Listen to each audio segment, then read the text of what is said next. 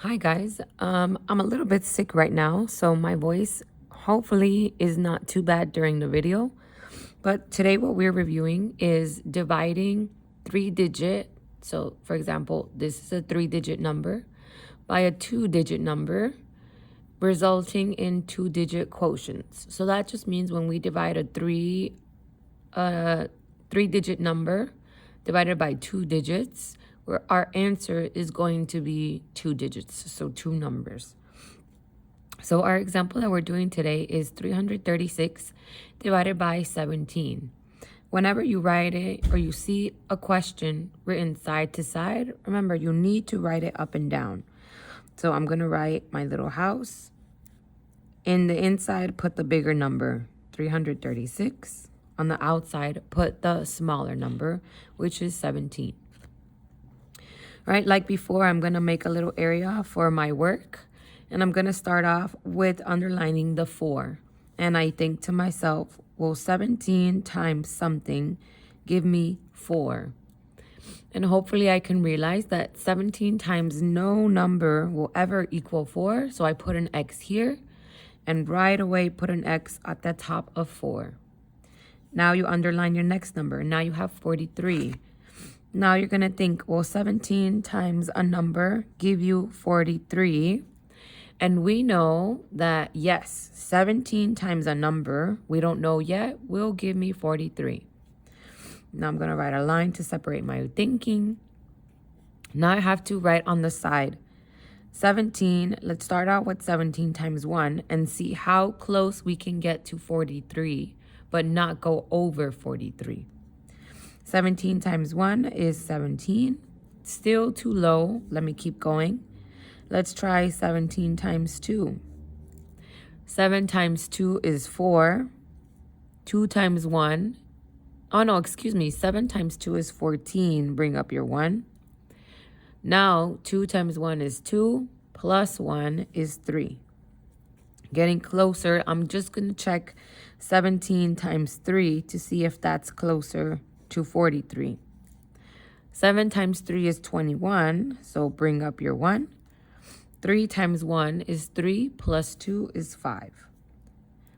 So notice, this number is too big, so I'm not going to choose this. And I'm going to circle my 2, because now I'm going to choose that number. So the closest thing to 43 is 17 times 2. So I'm going to put my 2 above the 3.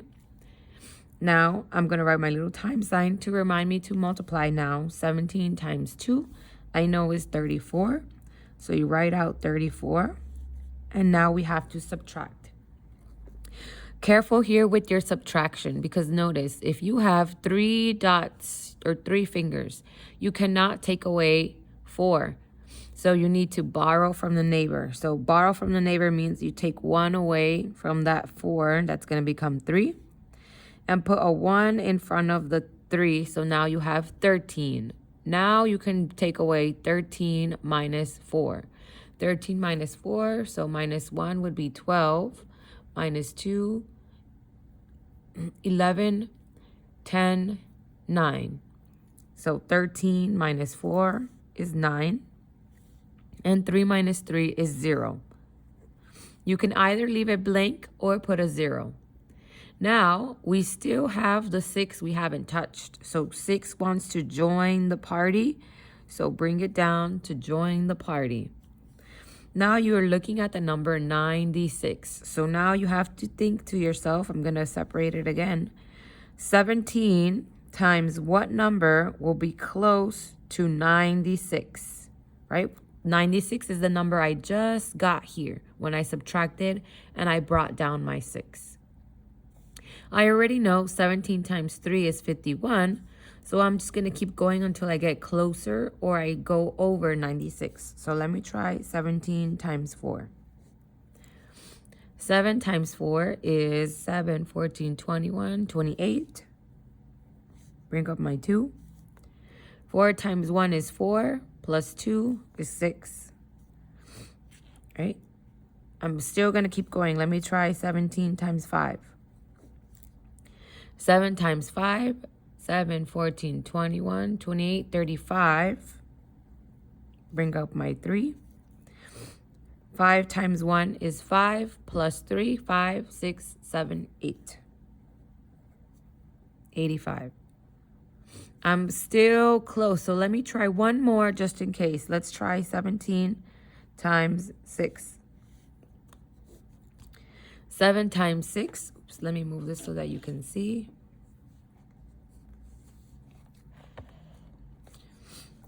7 times 6 is 42. So I'm going to put my 2, bring up my 4. Now 6 times 1 is 6, plus 4, 6, 7, 8, 9, 10.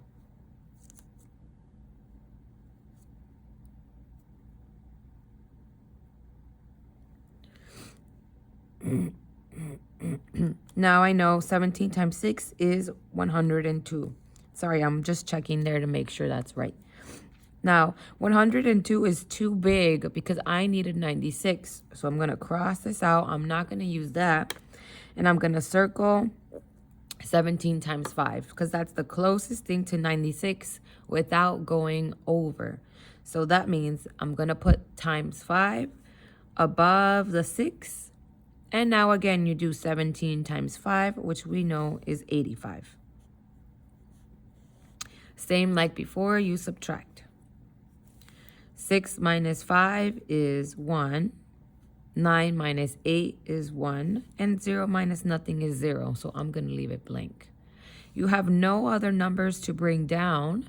So that means this 11 is our remainder. So our answer is 25, remainder 11. So your quotient is 25 and your remainder is 11. Right? And ta-da, you are done.